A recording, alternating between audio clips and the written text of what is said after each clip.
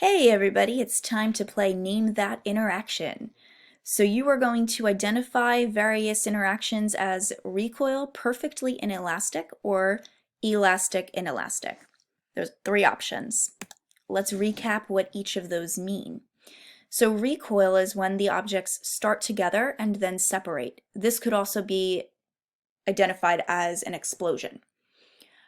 A perfectly inelastic collision is when the objects start apart but then stick together after they collide. Elastic and inelastic, you'll notice that they look exactly the same. They both start separate, apart from each other, and they end separate, apart from each other. So they bounce off of each other and move their separate ways. The difference between elastic and inelastic is that for elastic collisions, the energy is conserved. That means the object maintains its original shape. For inelastic, energy is not conserved, it deforms, so it loses energy. Just by looking at the collision, you can't usually tell if it's elastic or inelastic. So for the purpose of this game, we're going to identify it as elastic if it starts separate and ends separate. But it could also be inelastic, you just don't know. So here we go. In this first scenario, what do you think it is? Take a guess.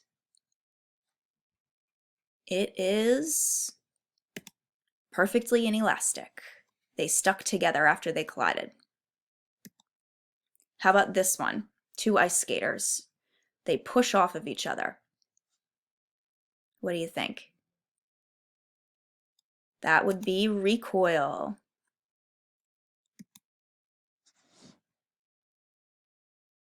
This one's always amusing. Big fish eats the little fish. Well, what do you think? It is perfectly inelastic because they started separate and then became one object, so they stuck together. Here's a little video for you. See if I can find my mouse. There we go.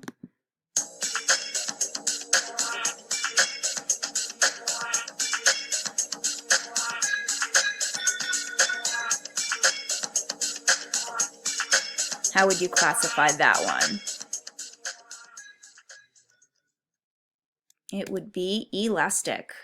Of course, it could be inelastic. We can't tell just by looking.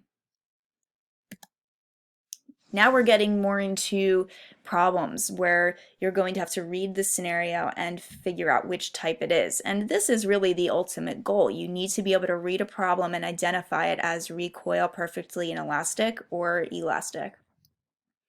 So go ahead and read it.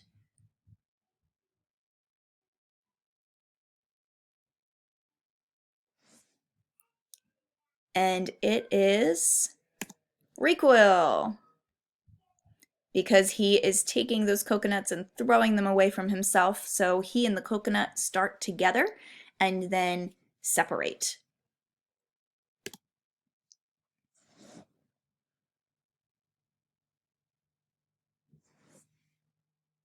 What do you think this one is?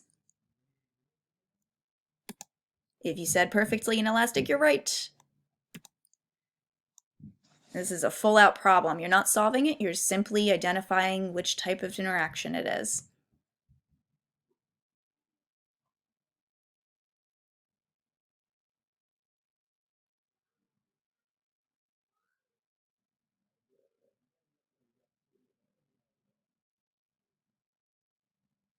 What do you think?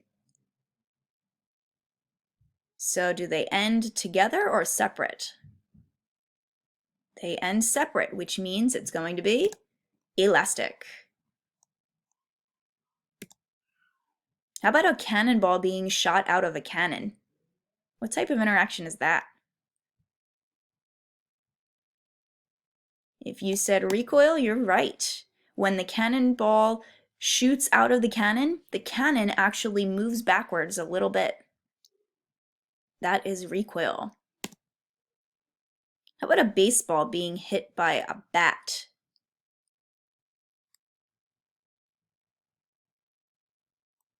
It is elastic. They start separate, they end separate. This one's kind of fun.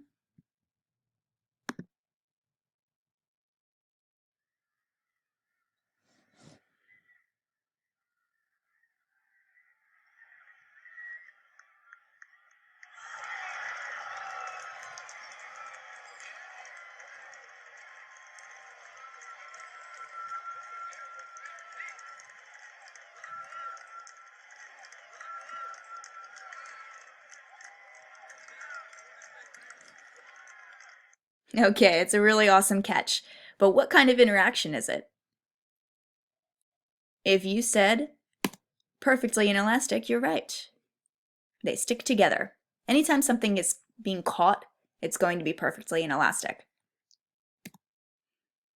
How about an astronaut throws a wrench to get back to the shuttle? This is a very classic physics question. So the astronaut gets stranded away from his space shuttle with no tether. His tether breaks, and he needs a way to get back to his space shuttle. So what does he do? He throws the wrench away from the space shuttle so that he moves back towards the shuttle.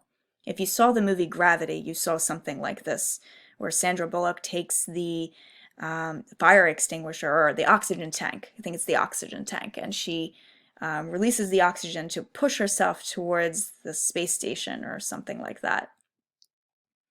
So if you said that this is recoil, you are right. How about this? Two balls start separate, bounce off each other, move their separate ways. I'll bet you're an expert by now. It's elastic. A bullet is shot into a wooden block. The bullet gets stuck inside the block.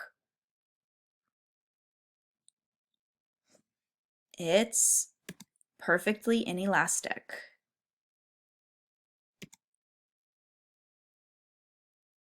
How about this one?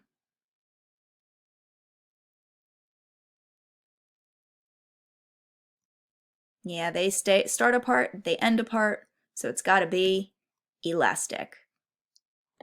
Very good. Hopefully you got a lot of those right. If not, you might need a little more practice. But hopefully you're experts by now and you can identify these situations, and you'll be able to in the future as well when you're reading problems.